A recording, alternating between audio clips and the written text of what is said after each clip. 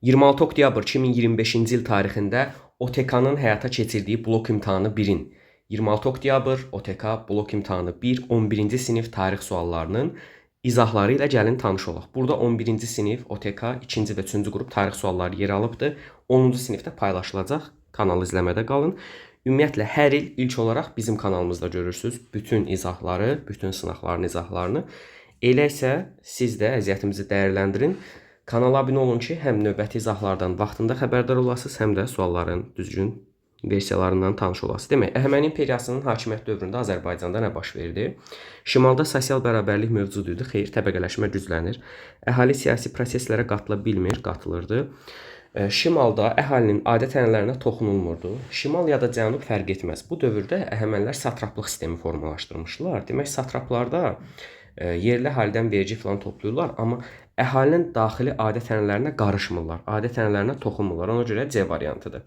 İmperiyanın cənub torpaqlarımızda ələ keçirmişlər və ya İskit ağalığı bu dövrdə mövcud deyil. 32-ci sualda Mihraqulu ilə Bumun xaqan verilib. 6-cı əsrdə hakimiyyətdə olmaları ortaqdır. Yeni dövlət yaratmaları Bumundur. 1-ci Göytürk yaradıbdır. Bizans üzərinə yürüş heç birinə aid deyil. Siz elə C-ni də variantlardan çıxsaz, demək, elə C-ni variantlardan çıxsaz cavab alınır. Həqiqətən də aşina nəslindən idi Bumun xaqan və Hindistanı tutmuşdu Mihraqula. 33-də baxırıq, həm Azərbaycan, həm Avropa üçün feodal münasibətlərinə aid oxşar cəhətlər. Şəxsən asıllıq Avropadadır. Xüsusi təsərrüfat Azərbaycanda yoxdur. C variantı Avropaya daha çox uyğun gələ bilər. Bəzi ərazilərində, hətta heç qərbə də uyğun gəlmir. O şərqdə olmuşdur. İkisinə də aid deyil. 1000 ildən çox davam etmələri ortaqdır. 17-ci əsrdə Avropada demək başa çatmışdı. 34-cü sualda izahını verməmişdən əvvəl bildirim ki, hər il olduğu kimi dərs və sınaq qruplarımıza qeydiyyat başlayır. Noyabr ayının 1-dən biz başlayırıq. Həftənin hər günü qəbul imtahanı səviyyəsində suallar işləyirik. Həmən sualların düzgün izahlarını mən abituriyentlərimizlə paylaşıram. Həmçinin mövzuların izahlarını abituriyentlərlə paylaşıram. Yəni düzgün dərs izahlarını. İmtahana kimi onları proqramla təmin edirəm və tam sıfırdan bizlə hazırlaşan abituriyentlər heç bir hazırlığa getmədən və ya hazırlığa gedirsə, özü hazırlaşırsa, fərq etməz. Bu ona əlavə və çox vacib bir dəstək olur, həmən o sınaq qrupuna qoşulması. Hər bir halda bilik bazası hansı səviyyədə olmasından asılı olmayaraq 9, 10, 11-ci sinif abituriyentləri qoşulub, mövcud nəticəsini yaxşılaşdıra və imtahanlarda yüksək bal toplaya, yaxşı nəticə əldə edə bilərlər. Bunun üçün 055 403 37 50 nömrəsinə yazın. Şərhdə də bildirəcəm onu. 34-ün izahı ilə davam eləyəsi olsaq, Hunla Çin dövlətlərinin oxşar cəhəti. A variantı Hunlara qarşı idi. B variantı birinci yarısı yox, ikinci yarısında yaranıblar. C heç birinin əlaqəsi yoxdur. Qərbdə yox, şərqdə qonşuydular Asiyanın şərqində və D variantı daha çox uyğun gəlir. Bir-biri ilə təbii ki, davamlı mübarizə aparmışlar. Məzdəki ilə Xürrəmin oxşar cəhəti deyil. A doğrudur, B doğrudur, C də doğrudur. E variantı da doğrudur. D niyə yanlışdır? Çünki Məzdəki hərəkatı başlayır 481-də, Xürrəmi hərəkatı başlayır 778-də. Yəni 1-ci minilliyin 1-ci yarısında başlayıbdır Məzdəki hərəkatı. Ona görə D oxşar deyil. Burada kimlərdən söhbət gedir? Təbii ki, Mohenjo-daro Harappa mədəniyyəti var idi Hindistanda. Bax, bunların içərisində demək burada Harappadan söhbət gedir. Harappa mədəniyyətindən söhbət gedir. Lullubi-Kutidən fərqli olaraq Aratda keçəndən etibarən Aratda da artıq əlavə olunmuşdu proqrama. Ümumiyyətlə, bu il 2025-2026-cı tədris ili üçün bütün videolarım yenilənir, dərs izahlarım yenilənir. Kanala göz gəzdirə bilərsiniz. İmtahana sizin üçün bütün dərslərin Azərbaycan ümumi tarixdən hamısının izahlarını çəkib kanalda yerləşdirəcəm.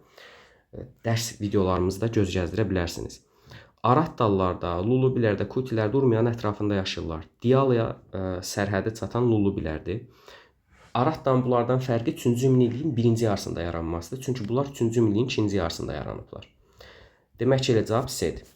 38-də isə tarixi proseslərin ardıcılığını tamamlayın. Nə baş veribdir ki, sonra ərəblər arasında bax, o dini siyasi birliyin olmaması idi. Sonra Bizans Sasani bir-birinlə müharibə aparır, bir-birlərini zəiflədirlər. Sonra nə baş verir ki, artıq Misir ərəblər tərəfindən fəth edilir. Demək, bu İslam dininin zəif yayıldığı bir dövr deyil. Bu əksinə ərəblərdə o bütpərəstliyin olduğu 6-cı əsr dövrüdür. Demək, A səhvdir.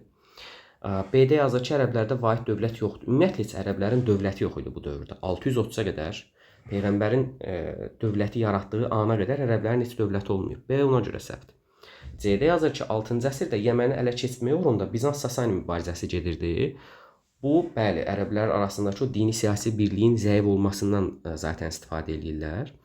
Amma sonradan Bizansla Sasani 100 illər boyunca o qədər müharibələr aparıb bir-birlərini zəiflədirlər ki, biz bunu Bizans dərsində də görürük, Sasani dərsində də görürük. Bunlardan istifadə edən ərəblər də, mövcud şəraitdən istifadə edən ərəblər də həm yeni dövlətin yaranması ilə İslam dininin yayılması missiyasına görə, həm də ki, yeni torpaqlar ələ keçirmək missiyasına görə başlayırlar həm Bizans, həm Sasani üzərinə yürüşlər eləməyə və hər iki imperiyanı da zəiflətməyə. Və nəticədə də İslam orduları Bizansı da, Sasanini də məğlub eləyir. Elə Misiri də Bizansın əlindən alırlar 7-ci əsrdə aparılan müharibələr zamanı, 7-ci əsrin birinci yarısında. Köhnə kitablarda var idi, Yarmuk döyüşü filan, ona sonradan çıxarıldı kitabdan. Hər bir halda bax bu prosesləri tamamlayan qisim həmən bax bu cavabda uyğun gəlir. 39-da deyir Roma tarixinə aid uyğunluq hansıdır? İlk diktator Oktavian deyil, bu Sezardır. İtaliyanı tutuqlar Respublika dövründə Karfagen ilə müharibə başladı Siciliya uğrunda. Respublikanı imperator niyə idarə eləsin ki? Yəni, çox məntiqsiz cavabdır. Bu imperiyanı idarə eləyir. Maliyyə işlərinə baxırdı təbii ki, senatorlar, senat baxırdı. 40-cı sualda Şimal və Cənub torpaqları Sasani və Ərəb dövlətinin tərkibində birləşdirildi. Nə baş verdi? Demək, etnik mədəni dini birlik formalaşdı. Xristianlığın yayılmasına şərait yarandı. Xeyr. Türk ədəbi dilinin formalaşması baş çatdı. Xeyr. Ərəblərin dövründə başlayır Türk ədəbi dilinin formalaşması. Və əhali ən azından yad ellərə qarşı mübarizədə daha sıx birləşir. 41-ci sualda baxırıq. Xristianlığın yayılmasının birinci və ikinci mərhələsi. Düzü nə qəbul imtahanlarında, nə hər hansısa bir sınaqlarda belə bir suala rast gəlinməyib indiyənə kimi. Yəni, amma dərsliyimizdə var bu məsələdə. Demək, baxın, 1-ci əsrdən 313-cü ilə qədər olan dövr xristianlığın yayılmasının birinci mərhələsidir. 313-də ki, xristianlığı urnayer dövlət dini elan eləyir, bununla da ikinci mərhələ başlayır. Aqion kilsə məclisinin çağırılması uyğun gəlmir gördüyünüz kimi. Yunanpərəst mərhələ idi. Xeyr, bu demək uyğun gəlir ikinci mərhələsinə. Yunanpərəst mərhələ dövrü adlanır o dövr. 4-cü əsrə qədər davam edir. Aha, bax görürsüz, 4-cü əsrə qədər davam edir. 1-ə gedir təkcə C. İkinci mərhələyə gəldikdə 1-ci minilliyin ilk yarısına da uyğun gəlir. Bəli. Hökmdar urnar xristianlığı qəbul etməsi ilə başlayır. Bəli. Apostopol dövrü kimi tanınır. Birinci mərhələyə aid. Apostopol dövrü həvarilərin gəlib burada xristianlıq haqqında məlumat verdiyi mənasına gəlir bax bu sual. 43-də deyir ki, Manna dövlətinin Assuriya ilə münasibətləri niyə pozuldu? Çünki Manna İskitlə yaxınlaşır, onun torpaqlarına yürüşlər eləyir. 2 səhvdir. 3, bəli, bu onsuz Sargon yürüşünə səbəb olur. Və 4, bəli, Midiya ilə, İskitlə Mannanın yaxınlaşması, demək, Ulusununun 1-ci Rusa ilə münasibətləri normallaşdırması, bütün bunlar Assuriyanın hiddətinə səbəb olmuşdu. 1, 3, 4. Demək, C oldu burada da.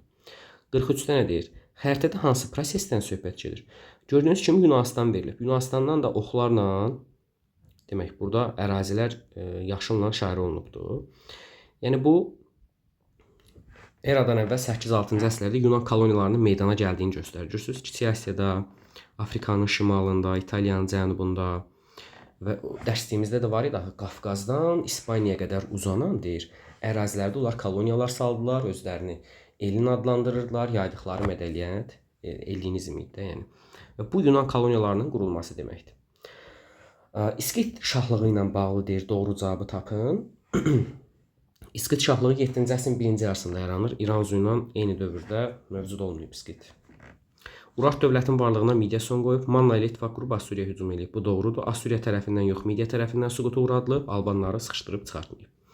Misirdə ali məmur olan Çatiyəmdə baş komandandı. Xeyr, bu Fironun özüydü. Bu Hindistandadır. Bu Memfis olmalı idi. 4-lə 5 doğru fikirlər olur. D variantı. 46-da doğru cavablar nədir? Yunanistanda vulkan püskürməsi baş verdi. Nəticədə Mikena mədəniyyəti yox, Krit mədəniyyəti məhv olur. Bir səhvdir.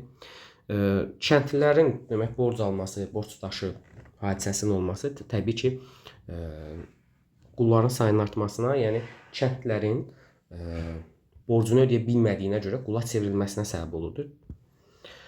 Və Solon silahları keçirildi. Attikanın bütün sakinləri vətəndaş hüququnu aldılar. Attikada yerli kişilər, yəni yerli sakin olan kişilər bu hüquq alır, yəni bütün vətəndaşlar yox.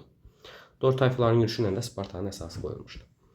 Xəritədə Qəbələ, Qazaka, yəni Albaniya Atropatena verilibdir və 3-cü əsrdə yaranmayıblar. 4-cü əsrin sonlarıdır. Selevki dövlətinin hücumu Albaniyada yoxdur, Midiyanın süqutu ilə əlaqəsi yoxdur, Deynin əlaqəsi yoxdur və Azərbaycan ərazisini əhatə edirdi təbii ki, hər iki dövlət. Bu da sadə bir sualdır. Sadilərə son qoyub Mərzban ibn Məhəmməd, Salarilərə son qoyub Rəvvadi Əbülhica, Rəvvadilərə də son qoyub Səlcuq Əlparslan. B. Avropada feodal münasibətlərinin yaranması nə ilə müşahidə olunurdu? Bu feodal münasibətlərinin yaranması dərsində verilən məsələlərdir. Bunun izahı var kanalımızda. Onsuz bütün mövzuların izahı var. İndi də yenilənir. Bayaq qeyd etdiyim kimi kanalda siz görəsiniz. İmtahana kimi mövzuların izahları paylaşılacaq.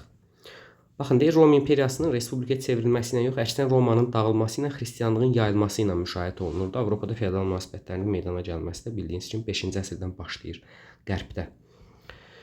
Şərqdə daha gec olmuşdu Bizans ərazisində. Demək, bu doğru fikirlər hansılardır? 1 də doğrudur, 2 də doğrudur. Cizyə çünki can vergisidir, xərac da məhsul vergisidir. Sadə idi. Manna dövlətinin yaranması Zamo hakimlərinin səyləri nəticəsində sosial-iqtisadi inkişaf və qonşu dövlətlərin, Assuriyanın, Urartunun hücumlarından qorunmaq zərurəti nəticəsində yaranmışdı Manna dövləti. Nə İranzu yaratmayıb, nə Əhəməni dövləti mövcud deyildi. Və yaxud da ki, məntiqlə də indi siz özünüz düşünün, müstəqil fəaliyyət göstərən vilayət hakimlərinin, vilayətlərin sayı artsa əgər, necə ola bilər ki, vahid dövlət yaransın, əksinə dövlət parçalanır? Yəni ki, də ona görə səhvdir. Burada da deyir, bu dəyişiklik nəyə göstərir? Demək, biz burada görürük ki, hansı ki, Ərəb xilafətinin, Sasanilərin tərkibində olan Azərbaycan xəritəsidir bu. Yəni 3-9-cu əsr aralığını əhatə edən bir dövrdür. 7-9-cu əsr daha doğrusu deyil, ərəblərin dövrünü. Burada da biz görürük Şirvanşahlar var. Şəki hakimliyinin, Tiflis müsəlman əmirliyinin burada əraziləri filan əks olunubdur. Yəni bu nəyə göstərir? Xırda dövlətlərin ləğvini yox, əksinə xırda dövlətlərin yaranmasını göstərir. Bax bu şəkil. Xilafət hakimiyyət demək başa çatıb, müstəqil dövlətlər yaranıb. Vahid Azərbaycan dövləti bu dövrdə yoxdur. Ki parçalanıb kiçik dövlətlər yaransın. Həm də ki bu mövzu sınaq imtahanıdır. Yəni Azərbaycan da vahid halda sacilər tərəfindən birləşdirilib də. Bildiniz necə? Yəni o dövrə də uyğun gəlmir bu. Sonra İskəndərin imperiyasının dağılması, xeyr, İskəndərin imperiyası dağılanda Şirvanşahlar mı var idi ya da başqa bir orada hakimliklər?